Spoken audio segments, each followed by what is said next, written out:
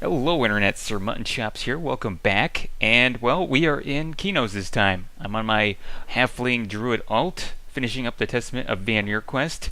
It's a pretty easy quest. I'm sure a lot of you remember it, are familiar with it from, I'd say level late 20s, early 30s maybe, somewhere around there.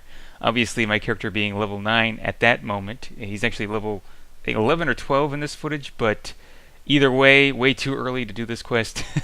I had some help with my monk. I killed Dylan Starshine with my high level monk, and then hopped over to my halfling here and looted, which is kind of cheating, but well, I need all the help I can get. I've never played a druid in the past, really, so yeah, it's a pretty cool quest nonetheless.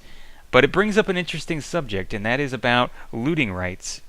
Whether or not you maintain that right, or privilege, if you will, by switching characters. Do you thereby give up all rights by logging off? That's debatable. And I'm sure a lot of people have different opinions on it. It actually got pretty heated in one of the forum topics, which I'll link below in the description, but it's interesting, people's opinions. I don't know about them sometimes. I just don't know. But I think overall, in general, I think that etiquette kind of demands that you not be a dick. If you know or you're aware in some way that somebody was doing this, swooping in and taking their loot, it kind of shows that you can't do it yourself, or that, I don't know, you'll take what you can get, and that's kind of a scarcity mentality in my opinion, which again I don't really respect too much. So if you're of that viewpoint of taking stuff whenever you get the opportunity, hey, whatever. I hope that works out well for you. But for me myself, I'm more about letting people do their own thing and not trying to take everything that I see available to me, because I don't know if it's really available to me, and in the end, it's just stuff. So yeah, but it is interesting nonetheless, and you can't really paint with a broad brush on this subject, because what if the person is just in unawares? They just wandered on through and didn't see anyone there at all, and there's this corpse rotting. And I believe like right underneath the 5 minute mark is when anyone can loot a corpse. So that's pretty interesting. It doesn't leave a lot of leeway there in the way of time. So somebody could just wander on through, see a named mob dead on the ground, go, ooh. Maybe somebody went link dead, or maybe some high level person who's just being charitable, and decide to leave that there for anyone who's just wandering by. There's a lot of different instances. I think it has to be kind of looked at case by case, but still interesting. I'm sure it occurs a lot in this game, as it did way back when. And there are other cases as well of just blatant ninja looting, where people are in group and there's debate about who gets what off the mob, and nobody locks down the mob. Locking down, by which I mean right-clicking it and just sitting there. That way nobody else can come in and take it. Yeah, that's an interesting thing as well. And in fact, I remember a long time ago, I never ninja looted myself, but I remember my friend was in West Commonlands, and this person had just downed a Nightfall Giant, and they were just sitting there this whole time. So he's like on a really small character, I think it was a gnome, and he happened to be sitting right where it landed. So he's like, well, should I loot this? And I'm like, yeah, do it. It was like the little evil thing on my shoulder, the little curmudgeon was like, do it now. And yeah, he actually did it, which doesn't really make a lot of sense because he didn't need it for any quests. I think you can sell it actually. I think back then it was sold for like 50 platinum or 100 platinum, and to us that was a lot of money. But I feel like kind of like a douche, because that person worked hard for it. And it was interesting because in that instance, the person thought somebody else did it and accused them of it as my friend scurried on off.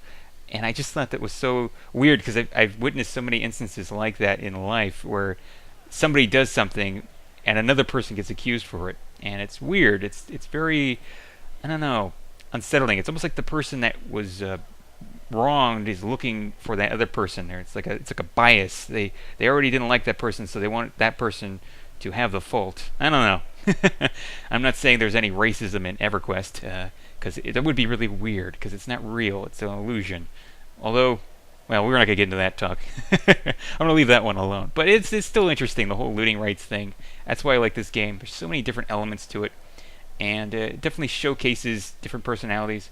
But anyway, I don't want to talk about all that stuff. That's just in the past. We're going to move on. I thought was interesting as well is about personalities and people and just humans in general, are name choices in this game. On Project 99, it seems to be even more creative than way back when in 1999 and 2000. Yeah, there's a lot of interesting, clever names out there. I remember when I first logged on, there was like, I think he's still around too, Kool-Aid guy, or it's just Kool-Aid man, or something like that. And it's this ogre in full red rubicite. Yeah, that's kind of clever. It's kind of clever. And he always, I don't know, interspersingly, throughout auctions, will say or shout, Kool-Aid. I don't know. I'm easily amused. But there were like other names as well, like Bring Back Crystal Pepsi. Those two names. And there was another one that was it STDs or No Drop? So his first name was STDs. Yeah, kind of funny. And there's like a few others that are company based, like Burlington Coat Factory. I know I've seen that one running around here and there. I think he's an Ixar, but clever name nonetheless. And was there one that's Burt Reynolds? It's the Halfling. Actually, it's the same Halfling facial features that I have on this character with the mutton chops. So it's kind of clever. And then there's this other guy named Dutch Bakery, which is obviously an allusion to douchebaggery, which I thought was just, well, my hat's off to him. I wish I'd thought of it, but I'm just not that clever, apparently. Yeah. my characters aren't really clever names. I don't even know what to do with the surname with this character. I think it's just going to be something like Thunder Buttons or Twiddle Toes or I don't know what. Just something that's very halfling-like, very hobbit-like. I don't know. I don't really have that clever, sharp wit to be able to create a character name so compounding and interesting as the ones I've mentioned. But yeah, there's actually one real recent named J.G. Wentworth, and it's really funny because people will get on board with that whole commercial. It's my money and I want it now. And so like there'll be all these other little bits. They'll recite other parts of the commercial or spew out the phone number. It's just, I don't know, human nature. People are funny. People are weird. I think it just kills the boredom that sometimes occurs in that vortex that is the East Common Land zone. Yeah. difficult these days to sell anything. In fact, it's very interesting. I don't know what sparked all this. I think maybe some EC traders left. I know there were a few bans. I know other people have been farming fungi tunics. They shall not be named. But the economy seems to have changed quite a bit, and I have not seen this change previous to anything really. And I've been here for several months now. I think maybe like 4 or 5 months. And I do remember when Skyrim came out, things were looking a little bleak in the way of server population numbers, but the numbers, the prices for items pretty much stayed the same. And now it's pretty drastic, the difference. It's pretty crazy. Belts of Cenobites going for 300 platinum. I think I'm pretty sure that the multi-quest for Journeyman boots is still intact. You still get almost 5k for them, although that still also seems to have dropped in price. So yeah, it's definitely a buyer's market. There seems to be a lack of platinum on the server at the moment. I know that can change, and it probably will, maybe within a month. I'm not too sure, but as it stands right now, if you want to buy anything and you have some platinum in the bank, now is the time to do it, because people are pretty desperate. And well, I for one am pretty impatient. I don't like sitting around waiting, trying to get the really good deals. I've had some really bad deals recently. Combinations of lack of sleep and wine and just my general impatience brought that on my character. But what can you do? And in the end, I don't really care. It's just money. It's not real money anyway. And well, I'm having fun nonetheless. Still getting some fat loots here and there. But it's a very interesting game even now with the new changes from the last patch. And that's also seemed to affect quite a few things as well, because now snares are more important, and any items that proc snare or any sort of snare or root are also very important, because if you want to solo and you don't have that spell, it's very important these days. You do not want runners, and also green cons seem to aggro like crazy. So yeah, if you want to be farming these days, it's going to be a little bit harder, and once you're done, it's going to be even harder to sell anything. So bear that in mind, but Well, I won't be doing on this I won't be doing that on this character anytime soon. Just not even close. I mean, I don't even have So on this Druid right now, or Sow, or Spirit of Wolf, what have you. So that's something to consider. It's kind of slow going, and until I break that milestone, it's going to be difficult. But, well, I'm still soldiering on. It's a fun character. I play him sometimes, in the midnight hour when I don't know, not a lot of people are on. Although that's usually when I end up raiding on my monk. So, yeah, I don't get a lot of time to play this character, but when I do, I have a lot of fun.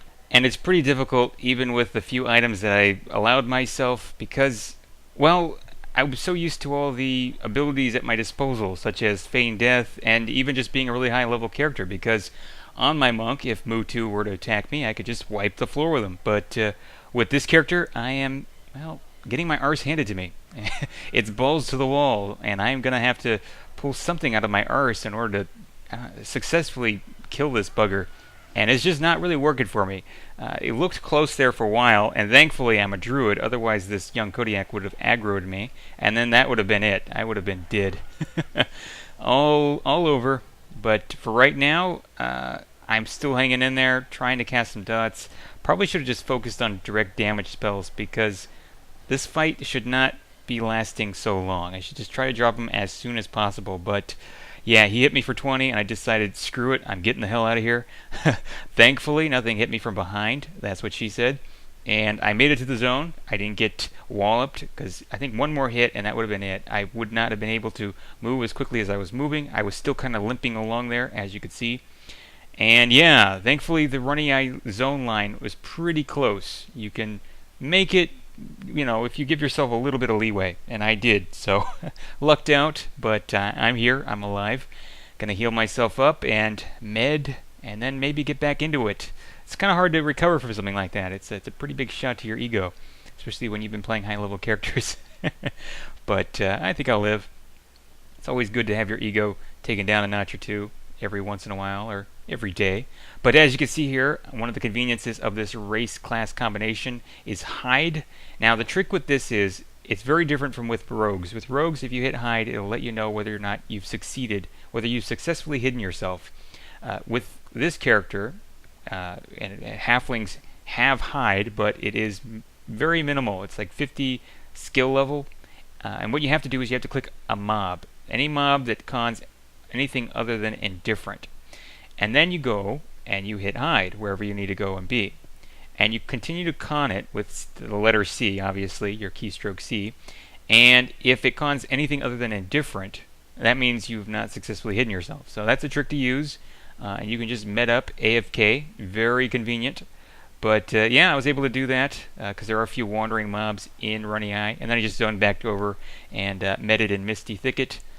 Still getting greed cons aggroing me, so I'm going to try to take him out. I'm just going to melee him. I don't want to waste all that mana. I still have to get my vengeance on Mutu. But as you can see here, this gnome is, well, he's venturing onto the zone. He's looking for giant bat wings, and I'm not too sure what for. I think it's some kind of, I'm not going to say reagent, because I know druids get those for reagents, but I think it's for some kind of quest or combine for research spells. I'm not too sure, but well, he's looking for them nonetheless. I did not find them on this character. I found them on my monk, but by then it was too late. He'd probably already gotten them and moved on.